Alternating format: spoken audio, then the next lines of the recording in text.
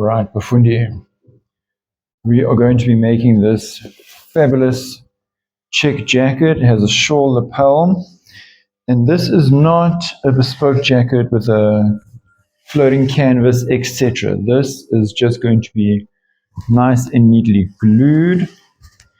And the first thing you need to do with any fabric is just go and inspect. You can see that we've got a nice, pretty hole right over there. Fortunately, it's right on the bend, so it's not really a danger of me cutting there, but just to remind myself, so pin that up.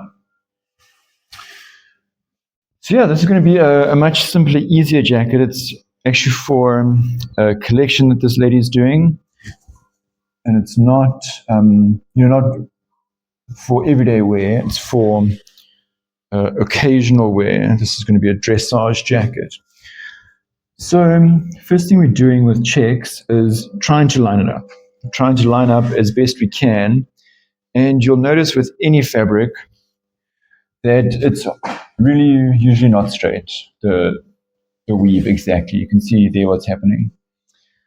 So, if we straighten this out, it would be about maybe here. This is just kind of where the fabric wants to lie naturally. And, you can see that's going to be quite skew, maybe a centimeter and a half skew with the pattern of the fabric. So, we're going to cut one layer at a time. You can see how skewed was cut here originally.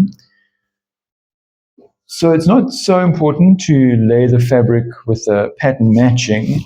I just wanted to lay more or less with the pattern matching. And I can just kind of push those bubbles out of my way into the fold there. So, this is not an exact match. But that's not super important for me right now. As I say, we're going to cut the two layers separately. Then, of course, we always start with our biggest pieces. Now with check, always have to be cautious, trying to match everything. And I always, before I really get going, just check that all my pieces are actually going to fit. For example, earlier I had the back there and the front here, and it was a disaster. There was no way I could get the full jacket out of this. But having the back and the front like this, we're going to have enough space. Now, one thing I've done on my patterns and how I match anything, not just a check, but anything, I always match on the waist. The other seams are curved. You can't match that 1,000%. So just match from your waist up and down is going to be a bit of a mismatch. But if that waistline is nice and matched, you're going to be sharp. Then also this grain line, I just extend all the way to the top and bottom of the pattern. So that I can see here, for example, okay, here's my waistline going nice and straight on this dark brown. And then I can see here, okay, I'm on a light brown line that's to the right of the blue. I can check here, you actually need to move that about there. Let's see, is that the same line? That is the same line.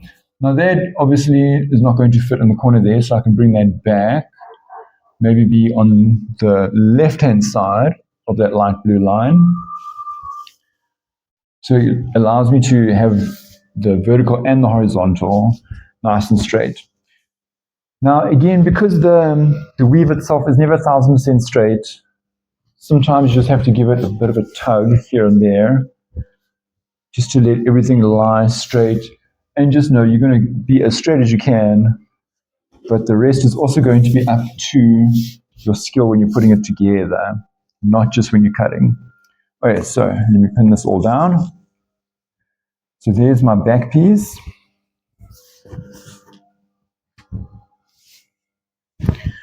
Front piece, now here I didn't extend the grain line because I have this nice long straight edge.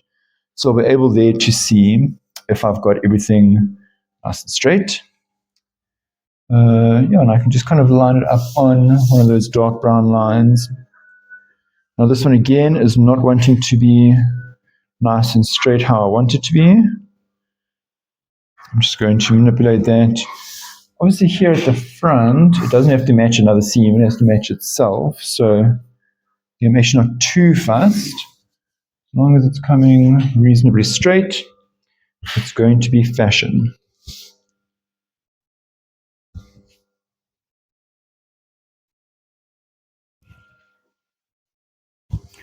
Okay. So I'm not going to bore you with all of this. I'm just going to carry on with my pieces, putting them all out, and each time checking that this waist is on one of these dark lines and checking that I'm as straight as possible. Actually, it is a check. So let me draw this out, and then we'll cut this out one time before I do the rest of the pieces. All right, so I've traced that out.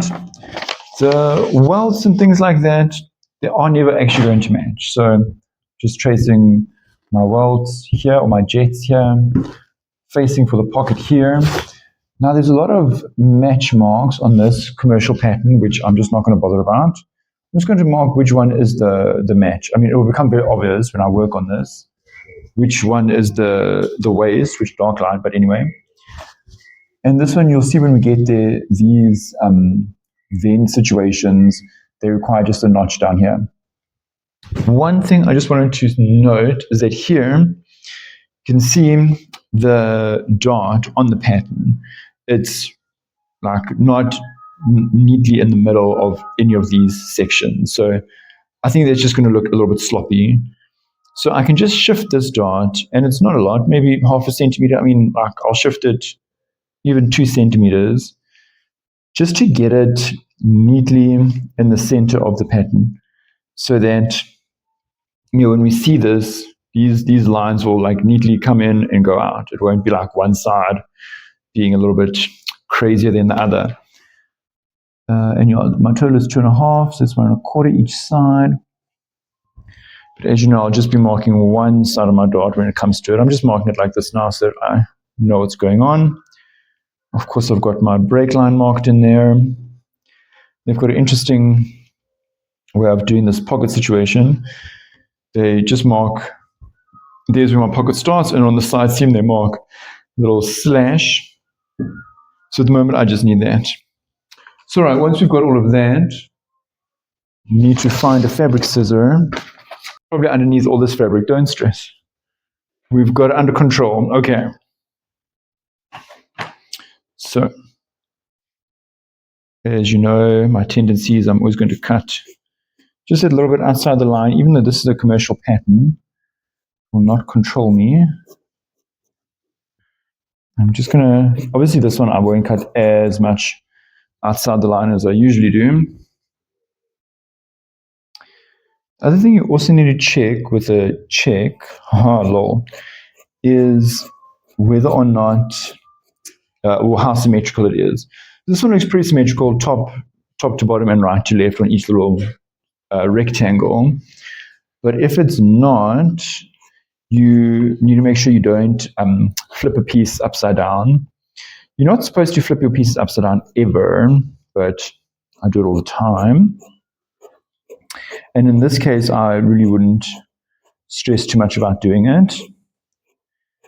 But of course, if your pattern runs in a certain direction, and I did check, this one really, it does not seem to have a pile at all. So I'm pretty confident to flip a piece around. I don't think I will.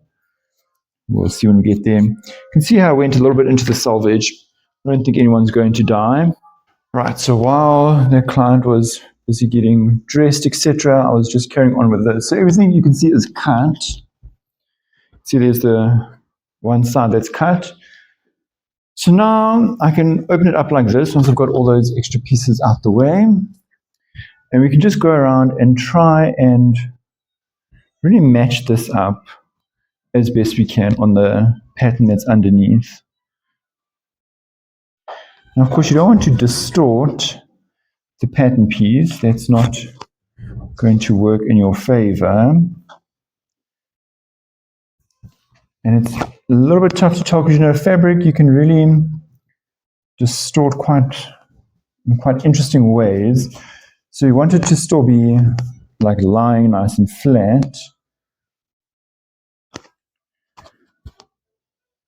but just trying to match up the pattern. And of course, grain line is still important. We don't want to all of a sudden be cutting one section on the bias. Okay. And you also have to pick your battles. So here on the center, that's going to be important. And here on the waist, this is important. This portion here, this is going into a vent. So this is going to flap about like a lost peel. So, you can see here it's not matching exactly. I'm not going to die. Here it needs to match exactly. Also, you can see here on the back, not matching super exactly.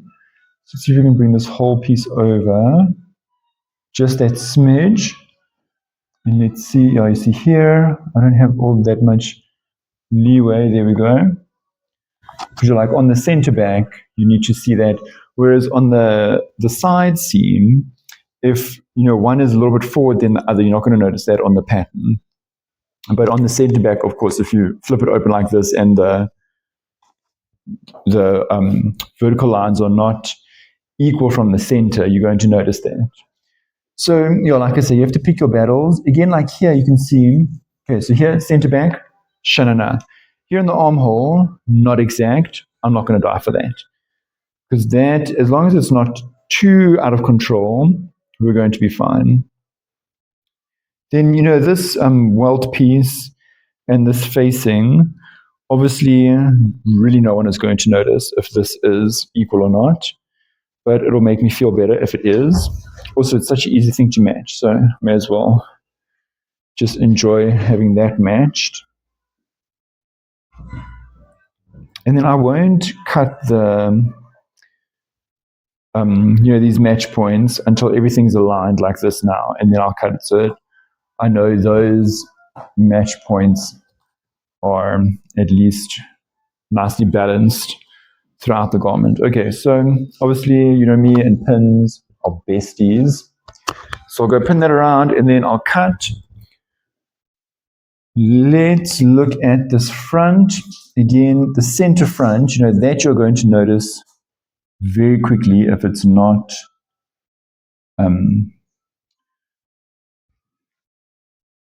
if it's not symmetrical right to left. So let's make sure we've got that as accurate as possible. There we go. Now you see here on the side I've got quite a bit of a mismatch. So sometimes it's just how the fabric is lying. You see there. There I'm good. So our front, I do want that. Now again, this is going to flap about in the wind. Here we're going to have the buttons actually joining. So this is important to be center aligned. Now, between you and me, had I been paid a little bit more for this particular job, I would have also made sure that our center front creates an exact mirror image, that there isn't a break in the pattern on the center front. But, this is actually kind of like a commercial job. So we're making these in standard sizes, standard patterns. And, there's we have to, like I said, you have to pick your battles. We can't spend so much time matching that and then losing this whole enormous section just because we had to move this piece somewhere else. And also just the time that we're able to put into this project. Yeah, you'll see. We've got to pick up battles. But anyway, that was a whole tirade.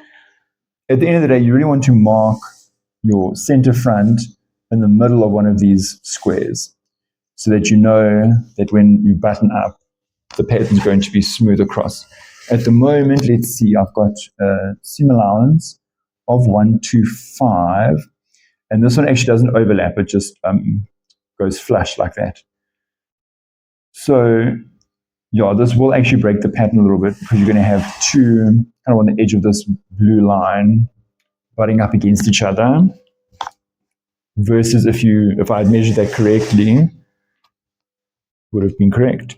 Zispat, and that's just how the biscuits crumble. Let's see, where are we now? Okay, pinning that, and then I'm just going to cut this. There's nothing too exciting about that.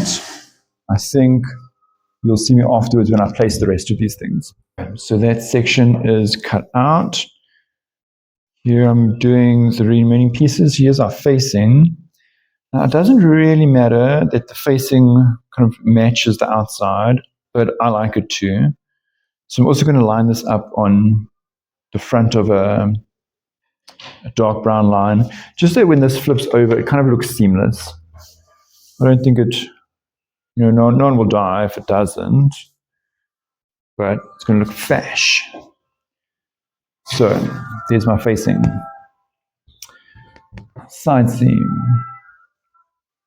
Now you see I've got a straight line running on a dark line, and you see here, this little corner, if I line up this waist on a dark line, it's actually off the fabric, but no one will stop me. I'm just going to cut it there because it really is not going to affect the join. If I have a little, what's that, like 2 mils. I mean, I'd even take it all the way down to there, maybe 1.5 mils. At the end of the day, your seam allowance will still catch that. Here you see underarm, currently upside down. No one will stop me. And, I'm not too fussed about getting this, like what is the vertical axis, as long as, of course, my join here is on the dark brown, because that will also then have, a nice match from the middle of the waist over the elbow. Everything's going to look like it's fabulous. And then upper sleeve. So here I try and have the center also like the center of a piece. So if I put the center on a dark line, it's going to be too far into the seam allowance, into the selvage. So I'll put the seam allowance on a, in the middle of the square, like in that beige. And then again, I can just use this line. I can see there's like quarter centimeter in front of this dark brown line. So I know my piece is straight. And I have then the straight, or like the center of that coming along on, in the middle of this block. Oh, frack. And I obviously need to match you see, like this. It's the big challenge with check and also with talking too much, that you kind of like just carry on like going and then like, oh yeah, I can squeeze that piece in there, fabulous. And then you forget that you really have to match all of the match points.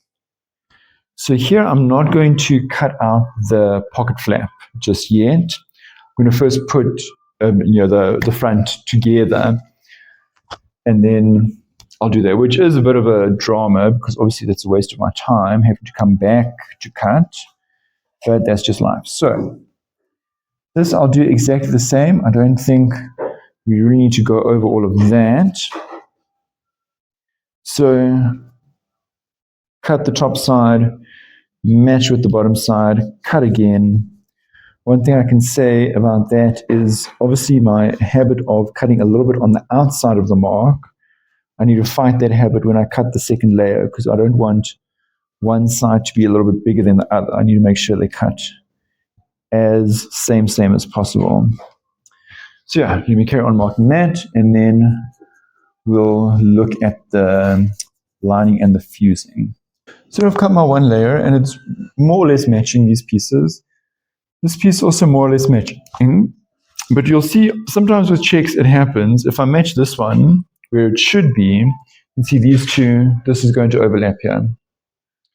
And if I shift this one square over, it's going to jump onto those pieces. So I am going to have to shift one square forward. And this is really the challenge with check, because to get things to match, you sometimes just have to do very strange things. And that can really eat into your fabric and cause you a lot of emotional drama. You see, this one just does not want to match here. Look at that. Where is this line going? Is that the correct line? That is the correct line. Look at that. There we go. You see, so that's matching reasonably well. Again, here, this is really what you're going to see when it opens up as the lapel. So that I want to match as much as possible. Here, this is like on the inside joining to the lining there. I'm not going to fret. Yeah, but this portion I need to match as well as possible, obviously without distorting the fabric. Am I really right that that is... Sure. Yeah, and that's that line. So it looks like I've really had to move this around just to get it to fit in there. That's just what you got to do. So yeah, once I've cut this out, those are all the pieces. Obviously the pocket, I'm going to have to match specifically afterwards, as we were saying. But yeah, that's cutting a check lapel coat. Now I'm doing 3 of these jackets one time, so I wanted to look at this one. You see, this is not symmetrical left to right or up and down. Left to right, that's just life. You're going to go with it. But you see, up and down, there's 3 red lines. And then at the bottom of the 3 red lines, we have 3 rather thick gray lines and then 4 thin gray lines. So if I flip a pattern piece, you'll immediately see a mismatch over there. So each check is different. You have to check the check, decide what to do, and then lay your pattern out accordingly. So of course this one, the underarm, I'm not going to flip like that. Just another quick note on checks that you need to check is, with this one again, because it's not symmetrical left to right or up to down, top to bottom, you know what I mean? Here on the center back, this is now going to open flat like that, and it must look symmetrical, even though it is not symmetrical. So, here I'm now choosing just the prominent lines. So these thick gray lines, I'm choosing that to be kind of my match point on the vertical line. So I'm matching onto this one, so when it opens up, it kind of looks more or less symmetrical, even though it's not actually symmetrical because it isn't symmetrical left to right. But you need to kind of be moving it around like that to try and just visually make so that it's going to be symmetrical there, even though it really isn't. Just got to make it fashion somehow. So just be aware of things like that, that you, at the end of the day, it must look like it is symmetrical, even though you might be skewed here. So like here, for example, you can see that that's quite mismatched, not super mismatched, but it's a bit of a mismatch. But here, like I said, because this is going to be part of a vent, you're not really going to notice because the vent is going to be opening up like this. But here on the waist, here we need this to match quite nicely. Otherwise, you're going to see that break on the waist and be like, oh, this person. So yeah, that's how it goes.